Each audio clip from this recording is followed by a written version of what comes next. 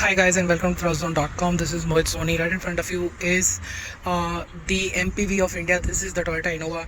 This is the car. This is the MPV that has been hauling around almost everybody in the country on a daily basis because this is the preferred choice solely because Toyota's reliability and the comfort that is on offer on the inside and the way it drives makes everybody go ahead and pick this car in a default manner. But of course there are other MPVs in the market which do much better than this for a daily basis. This remains a true blue interstate workhorse, while other MPVs do the job of interstate and intercity rather well.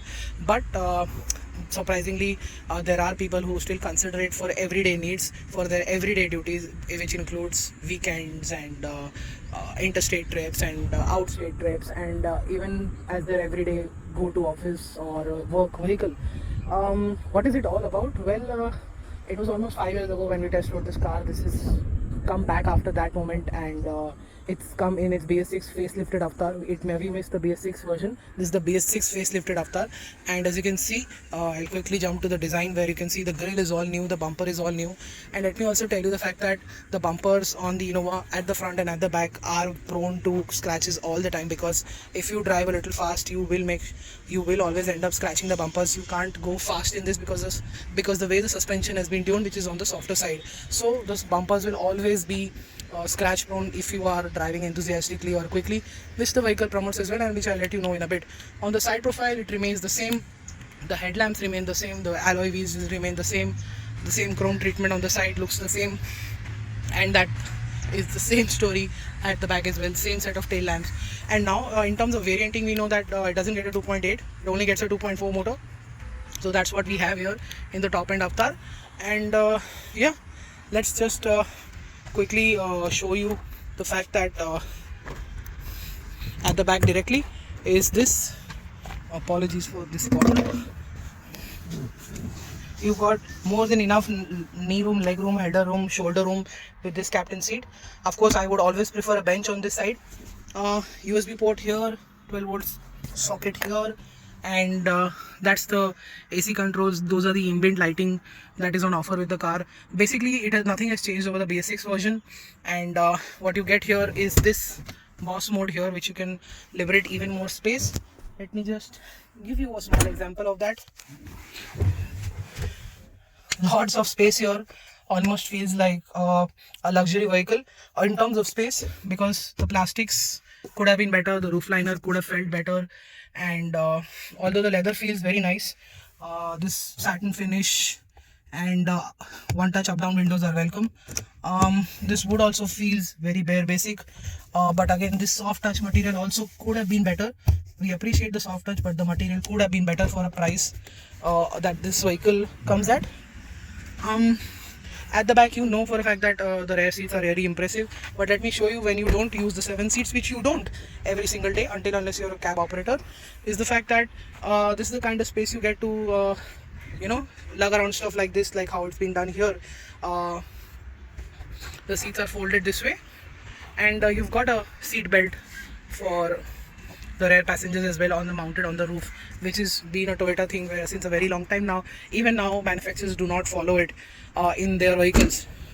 The reversing camera is on offer here, but the quality of the camera again could have been better. There is wiper wash and defogger on the rear shield. Let's quickly jump into the cockpit, and as you can see, there is electric power seats, same set of dials. Of course, this is the first time we are putting it up on the video. When the last time when we rode, we could not do a video on this, but we have very solid impressions and a very good memory of the car when we drove it almost 6 years ago. So that's the infotainment screen. Let's stay with the instrument cluster here. As you can see, there are one touch up down windows controls for everything. That's your fold mirror and adjustability for that. And going lower, as you can see, it has a fuel cap release. That's the bonnet release. That is for the BS6 version, which gets it helps you clean the suit and make the car soot free, and it doesn't basically go into limp mode. And again, coming to the instrument cluster, everything is easily operable. That's now compass, that's music, messages, settings, and you can set the units and the language and the pop-up display. So it's pretty basic affair. And before I forget,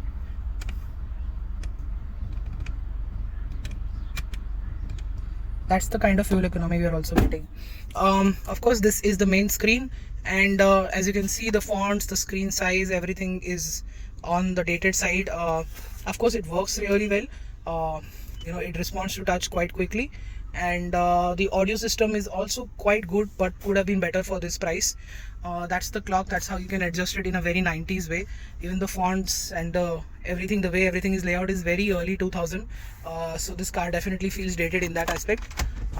You've got two glove boxes, which is great, and the lower one is lockable, and that's the kind of space you get.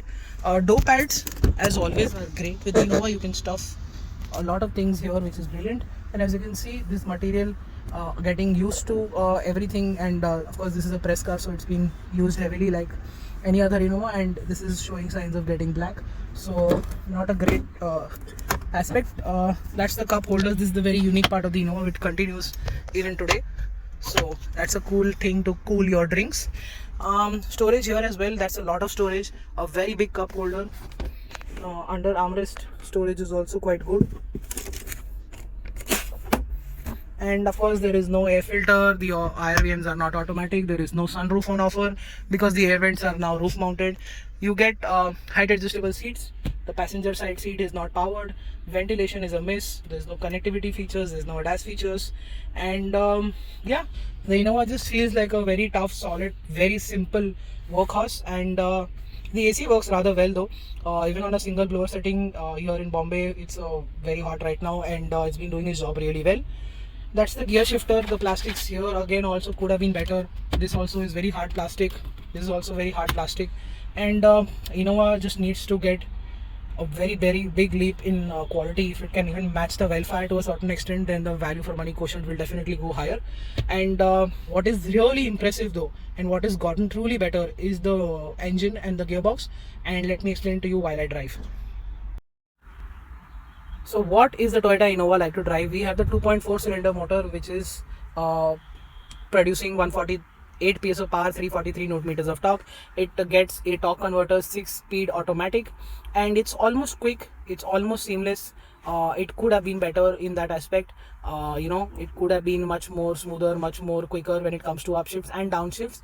You have to wait for a half a second for the upshift or the downshift to happen. Especially you feel the most when you need a downshift and it takes time. Upshifts, of course, are not a big of an issue. But what has truly made a dramatic change in the way the Innova behaves is the BS6 engine. Of course, this is comes with the AdBlue technology, which basically means that you have a fuel AdBlue that can be poured, and that's how it's been made BS6. It doesn't have a LNT. It has a catalytic converter which gets AdBlue sprayed in it, and along with that, certain changes to the engine have made the engine very quiet, very smooth, linear, and as always great on low end and mid-range torque. It reaches 100 120 in no time, no matter how many people are sitting on board.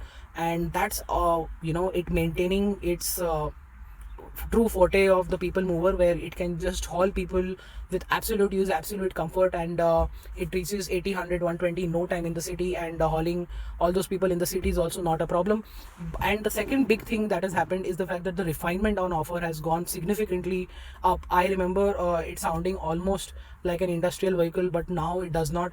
Even with the windows down in the city, we did a test where if we could hear the engine from the outside also, because with the windows up, AC on and the music on, we just could not hear the engine just like any other car.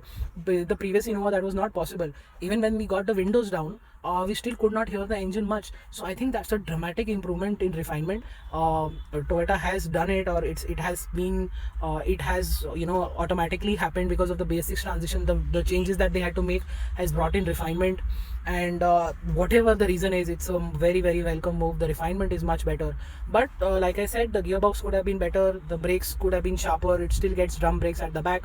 The suspension chassis has the pitch and yaw really well controlled with the Toyota's patented technology. but still at the lower end it feels a bit jumpy, flighty, and that's the reason why, like I told earlier, the bumpers are prone to scratch, because slightly fast on a speed breaker and the vehicle just bottoms out, the bumper touches the road, and the bumper is also on the bigger side. So that also you have to keep in mind. You have to drive it like a very like almost like a lowered sedan to make sure that you don't do that, and that's not an ideal thing to have with 7 people on board.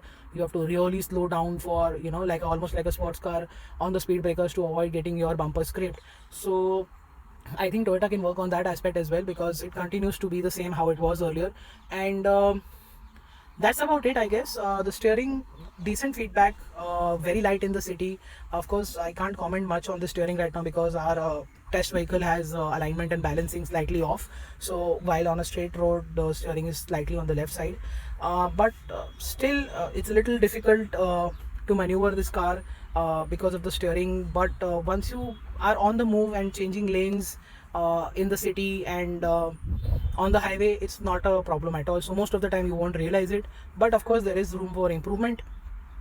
And this big car doesn't feel very big while driving, so that's the best part. That's one of the reasons why this car is doing really well for Toyota, and that is the reason why people are opting for this car, because the way it drives. Of course there is room for improvement, and we hope it comes with the next generation of Innova. It basically, we wanted to skip the ladder frame and get a monocoque chassis on board, lose 400 kgs of some and deliver even more fuel economy, because the fuel economy just does not jump above 10 kilometers to the liter. We were on the highway and the max we could get out is 13 kilometers to the liter. So with the BS6, the fuel efficiency has gone down, which has happened with every single engine. With the Innova, the fuel efficiency has always been on the lower side, and it's gone a slightly bit lower, and Toyota can improve that on as well. And apart from that, you have fantastic reliability on offer, a car that feels very solid, secure on the highway, feels very solid on the inside, very robust, and it can take a lot of beating. The engine can go on forever, and those are the core qualities. That's the is the reason why Innova is still a great success. Of course, the sales numbers are not what they were earlier, but it still is a decent number, where it continues to have a large chunk in the MPV segment, a large chunk of market share in the MPV segment. And hoping that the new version comes in very soon and helps Toyota takes its pole position. And until then, that's it for now. If you still have some questions, put them in the comment section below. Like this video, share this video, follow us on our website and social media for everyday updates, and I'll see you in the next time in the next video. Until then, goodbye.